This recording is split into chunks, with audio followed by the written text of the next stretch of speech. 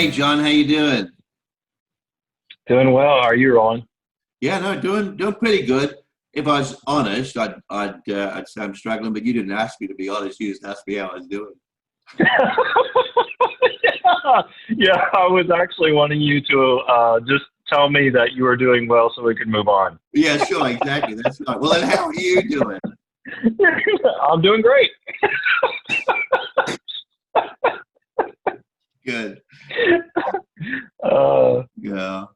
no, what's going on, man? Seriously, what's your struggle? Well, I mean, it's not, it's no major issue. I wouldn't want to communicate that, but I always, when someone asks me how I'm doing, I always reflect a little bit. And honestly, um, I am very aware at this point in time in my life of this low level dis-ease that accompanies Yeah, my life at the moment, and so I'm doing things to address that, but it's pretty much always there.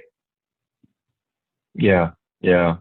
No, I've been struggling a little bit as well this week, just with being overwhelmed and Right, having a lot of things. Thinking, man, am I adequate for this task right. that I've got to take on? And a lot of that for me is just kind of an identity issue. The I Right. am inadequate becomes a source of my identity that I've been kind of wrestling with and aware of Yeah. processing this week for me. Yeah, no, that is interesting. That idea of being adequate. Uh, in fact, if we dig down on that, that's a shame issue, isn't it? Because it's Hmm. a perception of what other thing people might think about your performance, right? Yeah, that's exactly right. Yeah, yeah. Well, That's exactly right. I think that's exactly what I'm struggling with too. And if we're honest with that stuff, and the truth is, I think that's one of the great things about our relationship is that we've been able to um, uh, evaluate that and analyze that process in for each other and within ourselves as we've talked together. Hmm. And most people don't have those kind of relationships or even necessarily evaluate those emotions. We just, I said most, that's probably Yeah. unfair, but a lot of people, um, we just kind of live and the emotions are there. But when we start looking at it and analyze it and think, okay, if I'm worried about my adequacy, there's no doubt that that's what I'm struggling with because a big part of my role in leadership is traveling and being with people and Hmm. and talking with them and helping them process stuff and that travel and being with people typically leads me on a an up feeling that that I'm about to get on a Hmm. plane. I'm going to go and see somebody new, and we're going to spend some time together. That's an up part of my life where when I'm not able to do that, it's not the travel part that's the missing part. It's that affirmation that you receive when you're with people and you're just talking about stuff Hmm. and lights go on for people and things are working. There's a sense of that you are adequately performing. And without that piece in my life, I suspect that within myself, I'm struggling with are people then seeing that what I'm doing is adequate, and that's a little bit Yeah. the same space, and that Yeah, that's identity good. issue, right? Yeah, that's really good, Roland. That's I like that a lot. Well, you And it like raises hearing the whole about it. You're question. not saying you like the fact that I'm there, right? You like the Just analysis. a per I just want to clarify. You like the analysis. You don't like. You're not saying that you're enjoying my pain. No, I was actually kicking you while you were down. Oh, No, no, of course I don't like that you're there, but I like the analysis. Yes. Oh man, that's good. Good clarifying question there. It's important to do that. But it does raise a question. In all seriousness, how do we attach our identity? Like, are we aware of those things in life that we tend to grab onto as a source of who I am?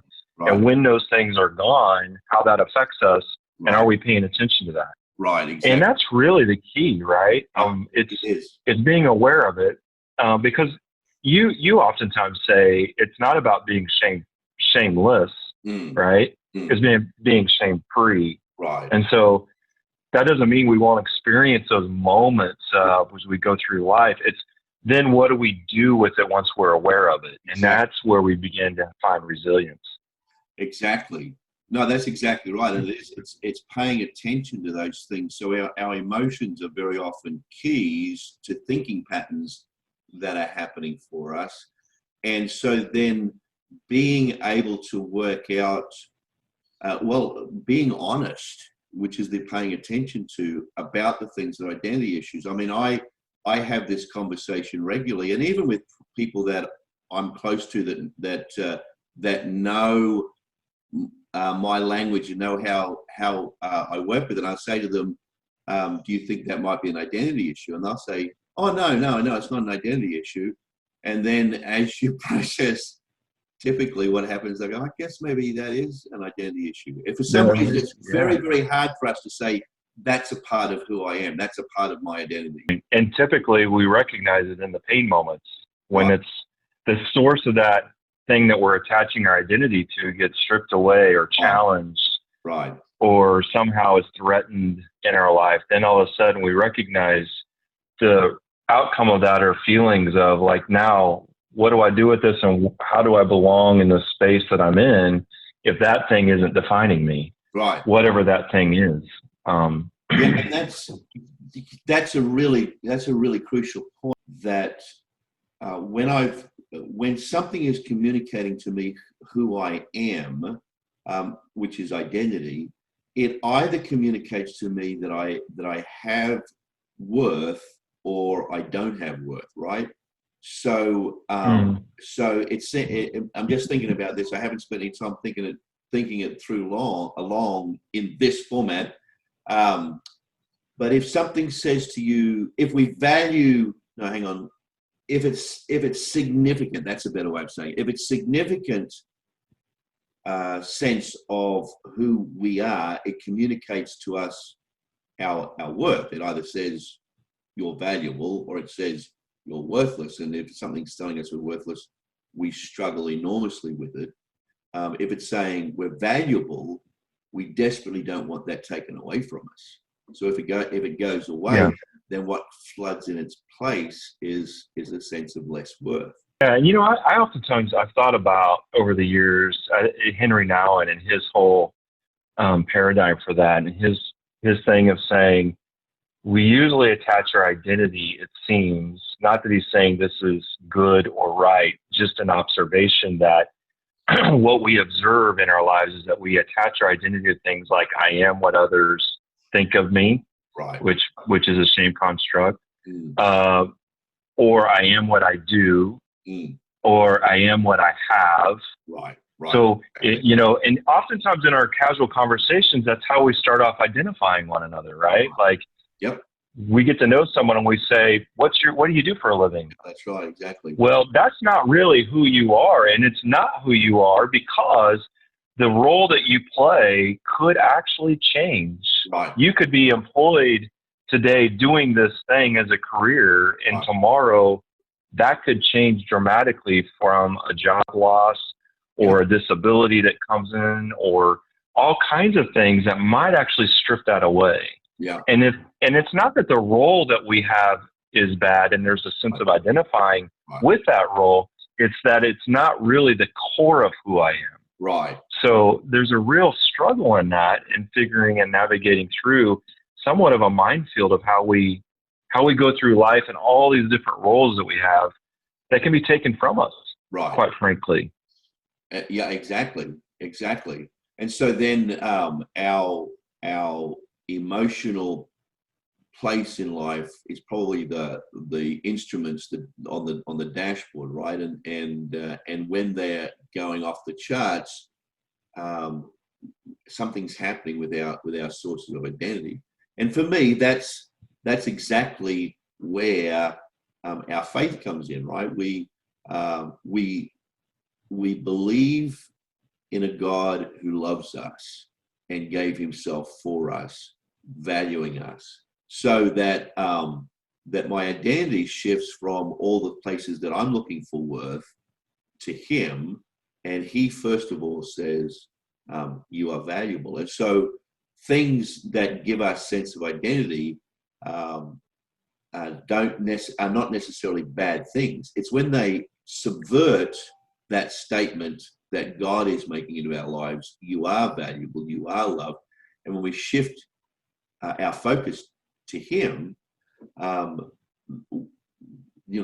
this Bible talks about peace, and that's where the peace comes from. The peace, everlasting peace, the peace that passes all understanding.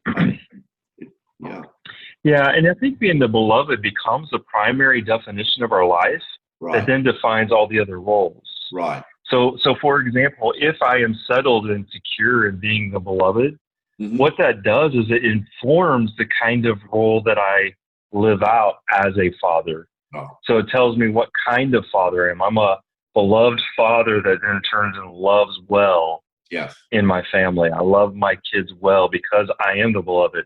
It shapes how I play the role out as an employee or as a son to my parents, or fill in the blank with all these other roles. Instead of the role itself being the primary thing that defines me, in order for me to determine whether or not I'm worth loving, that's the reverse order, right? Yeah. So if I house my identity there and those fragile things that can be stripped, and I say, if I'm a good employee, I'm worth loving. Yeah.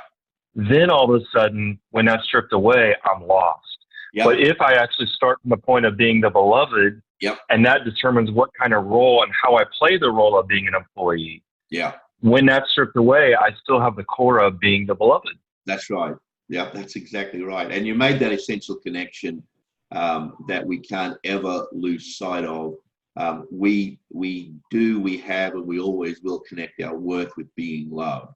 And so what we try and do is find places where we're valuable so that we can be loved.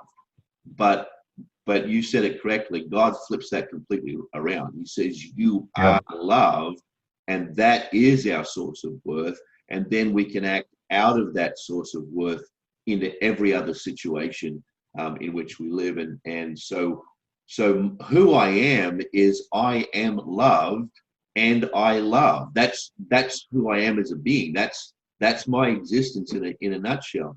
Well, it's a process, and it takes time for sure. I know it has in my life. It doesn't happen at the snap of a finger, and it's been a process of trying to work through that. And I really think the key for me has been that awareness. Like for me this week, I realized I've struggled with feelings of inadequacy at times. I've had those fleeting moments of thinking, man, I've got all these things to do as an employee.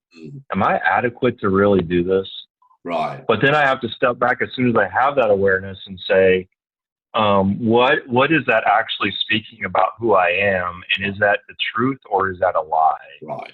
And the worth of myself, my life is actually grounded in love. And so I am enough. Right. And I'm going to do the best I can with what I know how, and that's enough. And it's not going to determine whether or not I'm going to be loved by God or not. Right. Yep. Yeah, so now that I have freedom to fail, now I have freedom to take that job task and say, now I might fail in the eyes of some people. Right. I'm going to do the best I can with what I know to do, and with wisdom try to move through that, but do so in a way that I don't have to feel threatened with my identity. You need conversations like this, right, to remind you things that you want to build your life upon. And so I appreciate that very much, John. I value it very highly. This has been really good. Thank you. Yeah, thank you, man. Well, I won't kick you when you're down again. I don't believe that for a moment. In fact, every time I look at you, I think your foot's cocked and ready to go.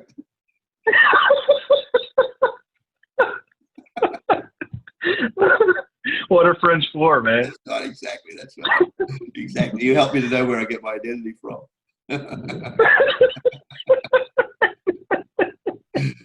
Love you, man. Love you too, John. Thanks, mate. Talk to you next time. All right. Take care, Roland. Bye. Bye.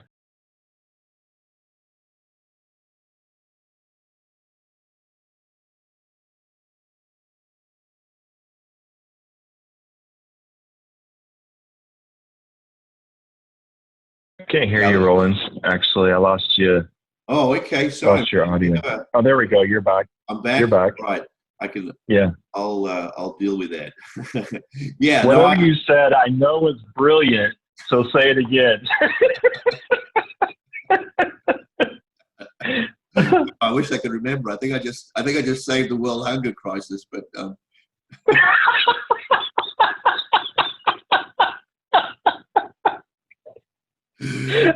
Yeah. No, I think I was just saying that I got to think how I was framing it. Actually, I'm going to have to edit that whole thing out because I'm drawing a complete blank. I can't remember what I was saying. Do you remember the last thing you heard? No.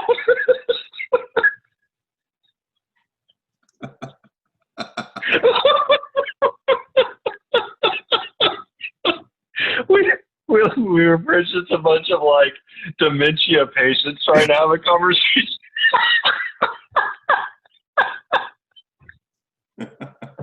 We're two Alzheimer patients trying to remember who we are and why we're here. All right, listen, I tell you what I'm going to do. I'm going to stop the recording and I'm going to play it back, and then we'll pick up from the last thing I said. Right? Do you want to just start over, or does that matter?